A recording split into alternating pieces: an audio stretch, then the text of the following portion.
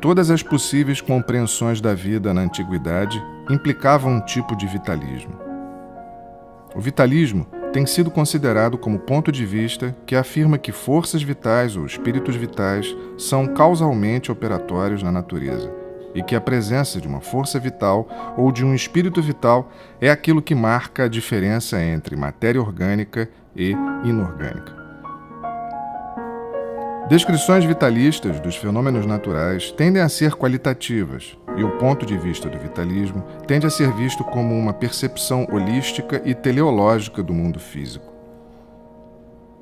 O vitalismo vê as causas do movimento como inerentes à matéria e trata toda a natureza como se fosse intrinsecamente ativa e auto-organizada. As teorias vitalistas no Renascimento podem ser caracterizadas tanto em termos de um vitalismo cósmico quanto em termos de um vitalismo imanente.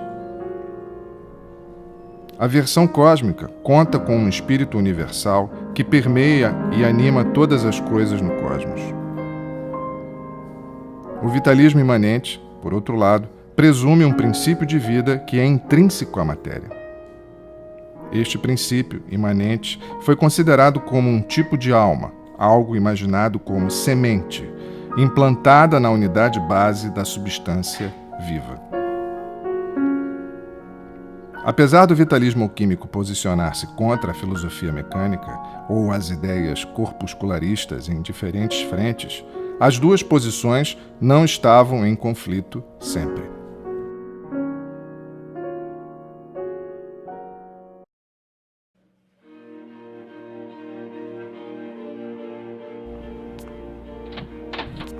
Paracelso acredita na unidade de todas as coisas, uma interdependência viva e orgânica de todas as partes que constituem um objeto. Essa noção de unidade pode ser encontrada em muitas ideias primitivas. Para Paracelso, o espírito vital é essencial tanto para o mundo orgânico quanto para o inorgânico.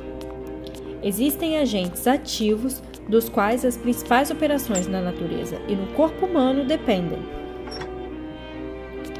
De acordo com Paracelso, o ponto central da vida espiritual nos materiais é o semina.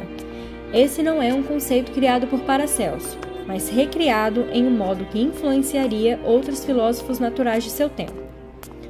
Os semina podem ser compreendidos como sementes imateriais, forças espirituais, arquétipos que têm origem na palavra.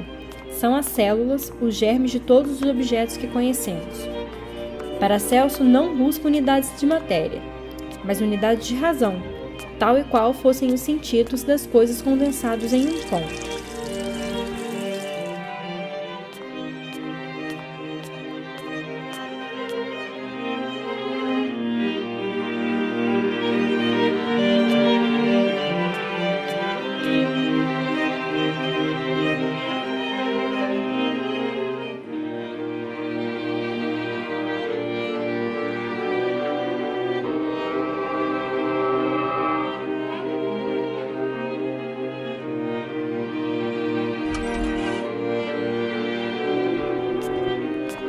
Pedro Severino, um sistematizador e divulgador dos ensinamentos de Paracelso, era defensor da teoria do semina.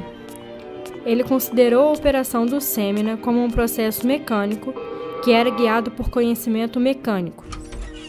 Mecânica, nesse caso, refere-se à atividade de um mecânicus, isto é, um artesão ou operário, de modo que o arqueus, ou agente da semente, trabalha no nível atômico, assim como o mecânico faz na oficina. O vitalismo também orientou o trabalho prático dos alquimistas. Sua prática em operações de cura e transformações químicas frequentemente envolvem a coleta, extração e manipulação do suposto espírito vital cósmico em um semina específico pelos meios químicos.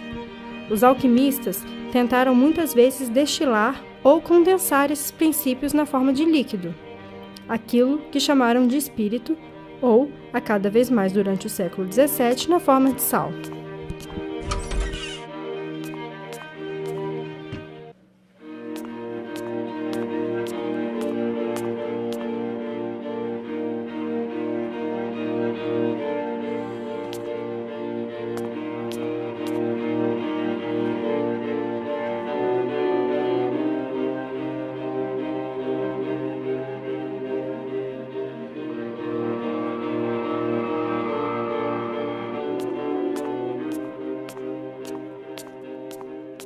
Boyle também concebia os corpúsculos como dotados de poderes seminais, ou plásticos, que causariam a geração e guiariam o crescimento de animais, vegetais e minerais. Na década de 1650 e ainda no início de 1660, Boyle era, de fato, um vitalista comprometido. Acreditava que a água da chuva e do ar continha princípios seminais e que as sementes ou entidades com características delas causam a formação de alguns minerais.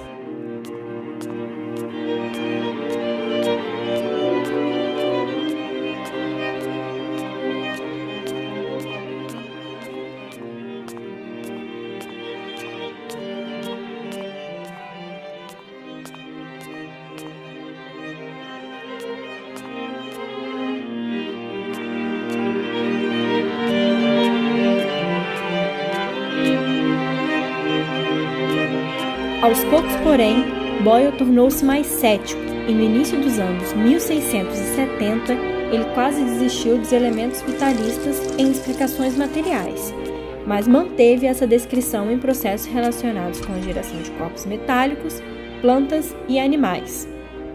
Ele parecia certo de que a geração de cristais e metais não tinha nada a ver com os princípios seminais, mas deixou indecisa a questão de se a geração de animais e plantas pode ser explicada por meios mecânicos.